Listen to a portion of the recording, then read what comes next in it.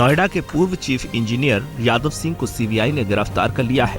बुधवार को यादव सिंह को दिल्ली स्थित सीबीआई हेडक्वार्टर में पूछताछ के लिए बुलाया गया था, जिसके बाद उन्हें गिरफ्तार कर लिया गया। यादव सिंह पर आईपीसी की धारा 120B, धारा 409, धारा 420, धारा 466, धारा 467 और धारा 469 के तहत केस दर्ज किया गया है। यादव सिंह पर आय से अधिक संपत्ति के अलावा भ्रष्टाचार के भी कई आरोप हैं। सीबीआई गिरफ्तारी के बाद आज पूर्व चीफ इंजीनियर यादव सिंह को गाजियाबाद की सीबीआई अदालत में पेश किया जाएगा। हम आपको बता दें कि कोर्ट के आदेश पर सीबीआई ने यादव सिंह के खिलाफ जून 2015 में मामला दर्ज किया था। यादव सिंह की काली कमाई का आंकड़ा अरबों रुपए का है। यादव सिंह पर मुख्य रूप से बिना टेंडर के ही अरबों के ठेके देने का आरोप है। दिल्ली में जारी है एमसीडी के करीब 1,35,000 सफाई कर्मचारियों की हड़ताल। दिल्ली के मुख्यमंत्री अरविंद केजरीवाल की अपील का भी एमसीडी पर असर नहीं हुआ, जिसमें उन्होंने 31 जनवरी तक 551 करोड़ देकर वेतन देने का आश्वासन दिया था। एमसीडी के डॉक्टरों, शिक्षकों, इंजीनियरों और दूसरे समूहों ने भी अपनी हड़ताल जारी रखने का ऐलान किया है।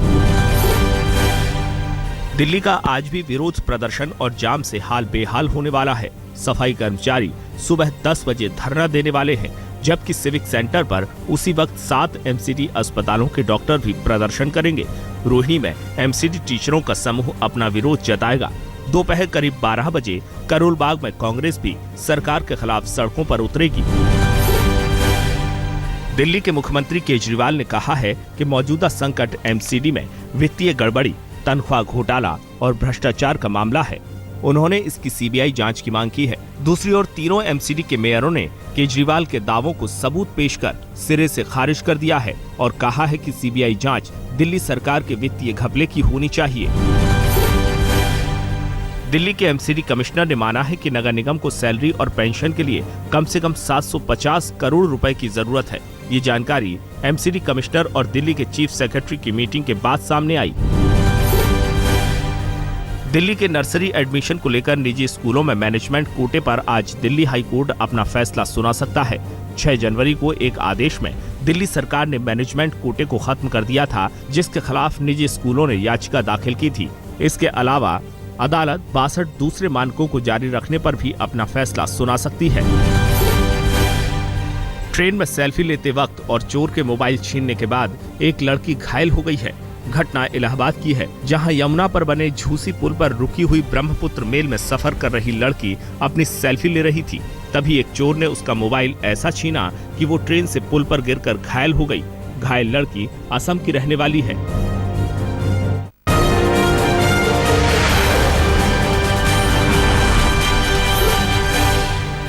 जर्मनी में पिछले कई महीनों से एक शरणार्थी शिविर में फंसी भारतीय महिला गुरप्रीत आज दिल्ली लौटने वाली है।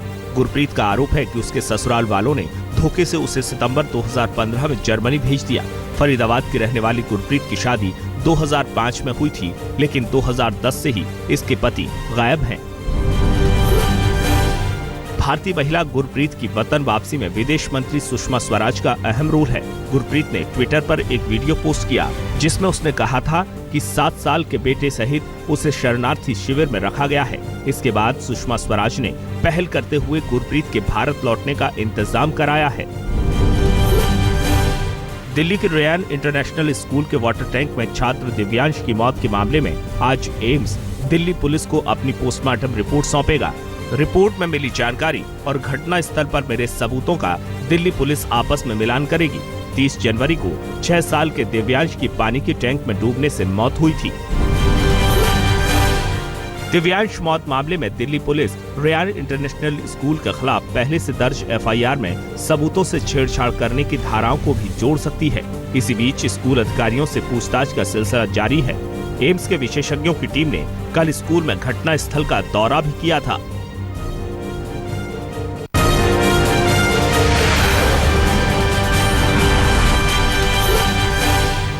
आज से विशाखापत्तनम में अंतर्राष्ट्रीय बेड़ा समीक्षा समारोह के दौरान भारतीय नौसेना की समुद्री और हवाई ताकत के साथ साथ दुनिया भर की नौसेनाओं के साथ उसके तालमेल की झलक दिखाई देगी।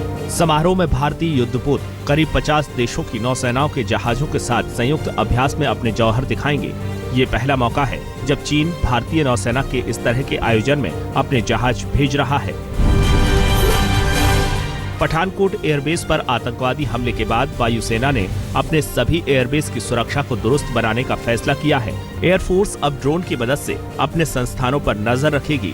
इसके अलावा ज्यादा सीसीटीवी कैमरे, थर्मल इमेजर्स, क्वाड्राकॉप्टर्स की भी व्यवस्था होगी। साथ ही क्विक रिएक्शन टीम और सेना के साथ लगातार अभ्यास को भी बढ़ाया जाएगा। बिहार के दरभंगा में 2 कश्मीरी नागरिकों को संदिग्ध हालत में पकड़ा गया है। ये वायुसेना केंद्र के आसपास की फोटोग्राफी कर रहे थे। पकड़े गए युवक के पास से मोबाइल में वायुसेना संस्थान सहित स्कूल की कई तस्वीरें भी मिली हैं। युवकों से गहन पूछताछ में मामला संदिग्ध नजर आ रहा है। रक्षा मंत्री मनोहर पर्रिकर झारखंड के मशहूर तीर्थ स्थल देवघर के दौरे पर हैं। यहाँ स्थानीय ग्रामीणों के साथ केंद्रीय और राज्य सरकार के बजट पर आयोजित एक सम्मेलन में पर्रिकर ने हिस्सा लिया। बाद में रक्षा मंत्री ने देवघर के सत्संग नगर स्थित जिला परिषद परिसर में मॉडल स्किल डेवलपमेंट सेंटर का उद्घाटन किया।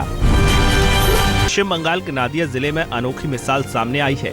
मंडल परिवार में पिता, बेटा और मां एक ही स्कूल में एक ही क्लास यानी 11वीं में साथ साथ पढ़ाई कर रही हैं। इन दिनों परिवार के तीनों सदस्य एक ही साथ परीक्षा की तैयारी भी कर रही हैं। यूपी के बरेली में विश्व विख्यात दरगाह आला हजरत से एक फतवा जारी हुआ है, जिसमें कहा गया है कि हज पर जाने से पहले व्यक्ति को अपने सारे कर्ज चुकाने होंगे और इसमें सरकारी टैक्स भी शामिल है। हज पर जाने से पहले लोगों को सरकारी टैक्स भी जमा करने होंगे, तभी उसका हज पूरा माना जाएगा। हिमाचल में एक बार फिर मौसम विभाग ने 6 और 7 जनवरी को बर्फबारी और बारिश की संभावना जताई है।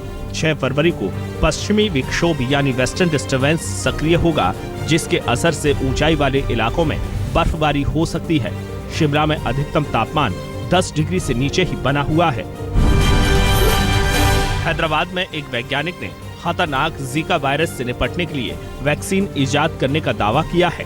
भारत बायोटेक रिसर्च लैब के डॉक्टर कृष्णा इल्ला ने कहा है कि वो पिछले 15 महीनों से जीका वायरस के खिलाफ वैक्सीन पर काम कर रहे थे।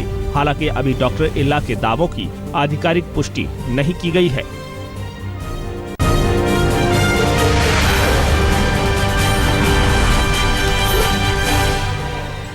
छत्तीसगढ़ के महासमुंद में केंद्रीय मंत्री उमा भारती ने कांग्रेसियों को काली चमड़ी वाले अंग्रेज कहकर नया विवाद खड़ा कर दिया है। उमा भारती ने कहा कि गुलामी के दौर से अब तक ना तो कांग्रेस की नीतियों में परिवर्तन हुआ है और ना ही उसके चेहरे मोहरे में।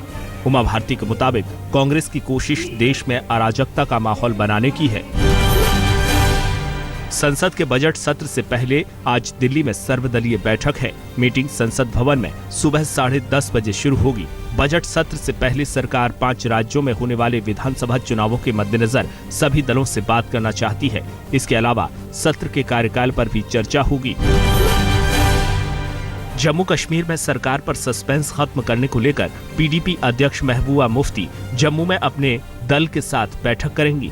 पार्टी ने साफ कर दिया है कि केंद्र से जब तक कश्मीर से संबंधित भरोसे बढ़ाने के संकेत नहीं मिलेंगे, सरकार का गठन नहीं होगा।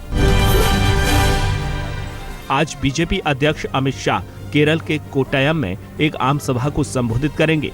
केरल में अमित शाह की ये पहली रैली होगी।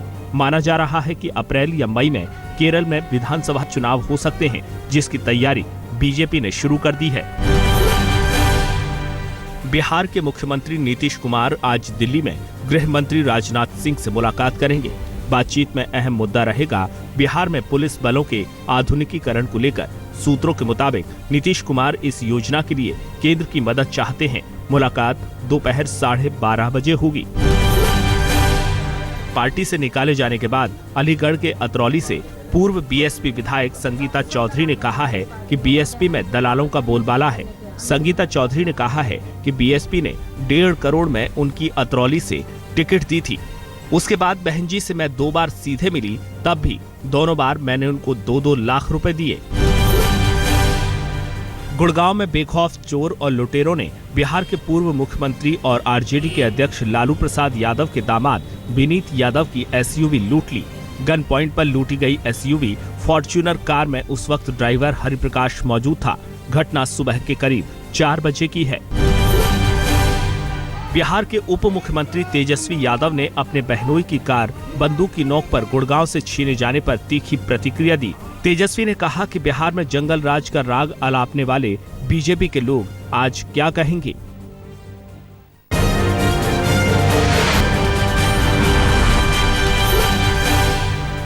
राजधानी दिल्ली में उत्तम नगर के रामा पार्क इलाके में लुटेरों ने एक बैंक के एटीएम में लूटपाट की नाकाम कोशिश की। एटीएम में जब पैसा डाला जा रहा था, उसी वक्त हेलमेट पहनकर 3 बंदूकधारी बदमाशों ने धावा बोल दिया। हालांकि कंपनी गार्ड और एटीएम गार्ड की बहादुरी से लुटेरों को भागना पड़ा, लेकिन एक पुलिसकर्मी की मदद से गार्डों ने एक बदमाश को पकड़ लिया। दक्षिणी दिल्ली के जामिया नगर इलाके में एक निर्माणाधीन इमारत की दीवार का हिस्सा पड़ोस के मकान में गिरने के चलते एक 4 साल के मासूम की मौत हो गई। हादसा तब हुआ जब 6 मंजिला इमारत में निर्माण कार्य चल रहा था। घटना के बाद से बिल्डर फरार है। दिल्ली से सटे गाजियाबाद में पुलिस और कार लूटकर भाग रहे बदमाशों के बीच हुई मुठभेड़ में एक बदमाश को गिरफ्तार किया गया है। कार लूट की सूचना पर पुलिस ने बदमाशों का पीछा किया और मुठभेड़ में करीब 1 दर्जन से ज्यादा राउंड गोलियां चली, जिसमें एक बदमाश हिस्ट्री शीटर रहीम को गोली लगी। इस मुठभेड़ में एक सिपाही को भी गोली लगी है। मध्य प्रदेश के टीकमगढ़ में ललितपुर रोड के एक पेट्रोल पंप पर अज्ञात नकाबपोश बदमाशों ने लूट की वारदात को अंजाम दिया। ये पूरी घटना वहां लगे सीसीटीवी कैमरे में कैद हो गई। बदमाश फिल्मी अंदाज में आए और पेट्रोल पंप के कर्मचारियों पर बंदूक तान दी और इसके बाद 1 लाख से ज्यादा की रकम लूटकर फरार हो गए। उत्तर प्रदेश के रामपुर में जिला प्रशासन को उस समय मुंह की खानी पड़ी जब वो गंज थाना क्षेत्र के डूंगरपुर मोहल्ले में अतिक्रमण हटाने की कोशिश कर रहे थे। महिलाओं ने जिला प्रशासन की टीम पर जमकर पथराव किया और ठेकेदार की पिटाई तक कर डाली। महाराष्ट्र में सोलापुर के बीजापुर बेस में स्थित अजीज प्लाजा होटल और लॉज में बच्चों की लड़ाई को लेकर एमआईएम के 8 से 10 कार्यकर्ताओं ने एक होटल में तोड़फोड़ की। सोलापुर एमआईएम के युवा अध्यक्ष के खिलाफ मामला दर्ज किया गया है। यूपी में आजमगढ़ के फूलपुर कोतवाली के एक गांव में दुकान गई नाबालिग के साथ दुष्कर्म का सनसनीखेज मामला सामने आया है। पीड़ित के मुताबिक आरोपी समाजवादी पार्टी के फूलपुर पवई विधायक श्याम बहादुर यादव का भतीजा है और केस वापस लेने के लिए दबाव बना रहा है। पुलिस ने मुकदमा दर्ज कर दोनों आरोपियों को गिरफ्तार कर लिया है। पुलिस ने रात को गश्त के दौरान ग्वालियर में एक शख्स से कार्बाइन गन बरामद की है। कार्बाइन बरामद होने से पुलिस महकमे में हड़कंप है, क्योंकि ये प्रतिबंधित हथियार है। एसपी ने बताया कि पकड़े गए व्यक्ति का नाम हरि सिंह गुर्जर है और उसने 70,000 रुपए में 10 साल पहले ये कार्बाइन खरीदी थी।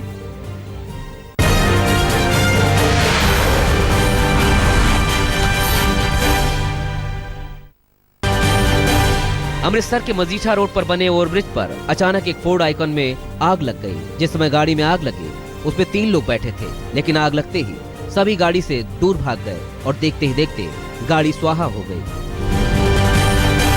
यूपी के फर्रुखाबाद में बिजली विभाग की लापरवाही से नीचे झूलती हाई टेंशन की लाइन से सटने से एक ट्रक में आग लग गई। ट्रक को धू-धू कर जलता हुआ देखकर भगदड़ मच गई और हाईवे पर दूर दूर तक जाम लग गया। ट्रक उत्तराखंड के रुद्रपुर से हैदराबाद जा रहा था, तभी ये घटना हो गई। उत्तर प्रदेश की कौशाम्बी में एसडीएम ने छापेमारी कर दुकानदारों से पकड़ी है कई क्विंटल पॉलीथीन। उत्तर प्रदेश में प्लास्टिक की पन्नियों पर प्रतिबंध के बाद भी दुकानदार इसका इस्तेमाल कर रहे थे। दुकानों पर छापेमारी करके टीम ने लगभग 50,000 की पॉलीथीन जब्त कर उसे जला दिया और दुकानदारों पर भी जुर्माना लगाया।